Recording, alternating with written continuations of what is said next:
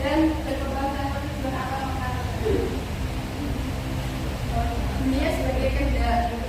Menurut Schopenhauer, dunia sebagai kehendak ada dua, yaitu kehendak untuk hidup. Maknanya, intelek sesungguhnya terdapat kehendak yang tidak sadar, suatu daya atau kekuatan jiwa yang abadi, suatu kehendak dari keinginan yang kuat. Intelek kadang-kadang memang mengendalikan kehendak, tetapi hanya sebagai pembantu yang mengatur semuanya. Contohnya, kehendak adalah orang kuat yang buta menggendong orang lumpuh yang melek. Pendek kata, intelek adalah alat keinginan atau intelek menggariskan keinginan, maka tinggallah kebingungan. Tidak ada yang lebih mudah mendapatkan kekeliruan daripada orang yang tidak berdasarkan ajaran Kristen. Orang yang berebut makanan, mengadakan hubungan seksual atau perbuatan anak-anak misalnya, mereka tidak mengandalkan referensi sebab atau sumber dari perbuatan mereka adalah kehendak yang sangat sadar untuk hidup. Yang kedua yaitu kehendak untuk reproduksi. Reproduksi adalah tujuan utama dan kategori paling luar dari setiap organisme. Karena hanya dengan cara itu kehendak menaklukkan kematian dan untuk menjamin menaklukkan atas kematian tersebut. Kehendak untuk bereproduksi mengatas protokol pengetahuan dan refleksi. Sesuatu yang mendukung refleksi bisa atau mau mempunyai nama. Bagaimana konsep kehendak kita itu menurut Pelan-pelan. menjelaskan tentang pendirian manusia itu dalam kehidupan sehari-hari. Penderitaan. Ayo manusia dalam menurut artis Schopenhauer menurut penderitaan yang diceritakan berarti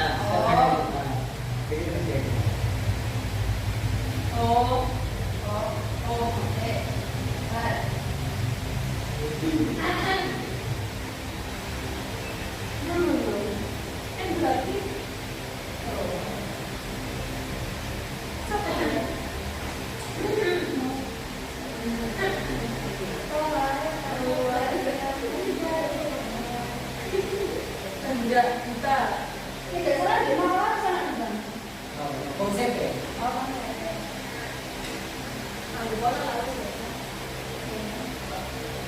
ini kan kalau sekarang tidak ini ya disebut penderitaan karena apa? Kehendak itu dia itu iya gak puas kayak kehendak kan hampir kayak keinginan.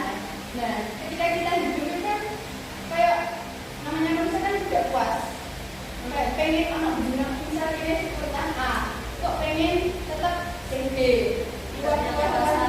ya ngomong tapi dunia penderitaan. Nah diarani aku Schopenhauer.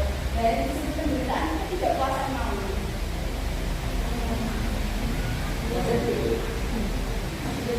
Kalau yang tadi ada kayak konsep bukannya kan menurut semua sebetulnya. Nah entah itu berarti kan Schopenhauer itu sebagai penderitaan kan. Tapi Iya. kita kena penderitaan loh.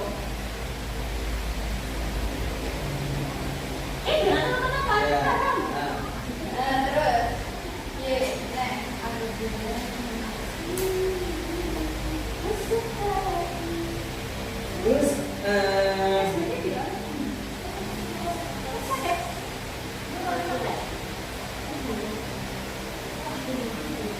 Terus mengapa tadi Stefanus itu menyebut kehendak kita itu sebagai kekuatan.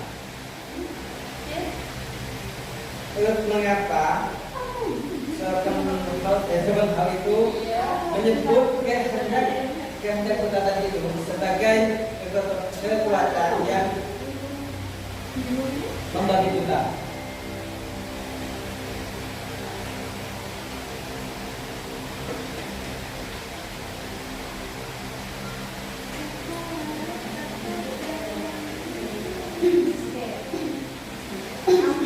Artis Schopenhauer menyebutkan sebagai kekuatan yang membagi kita karena ia melihatnya sebagai dorongan dasar yang irasional dan tidak sadar.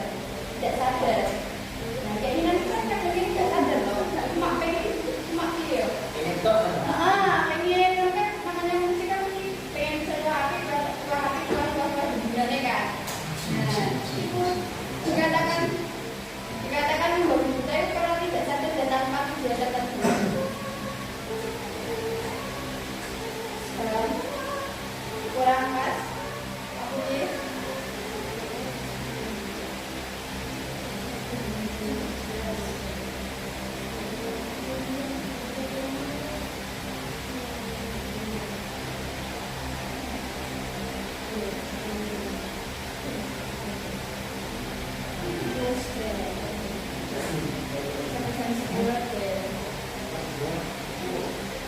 pelan. Sudah.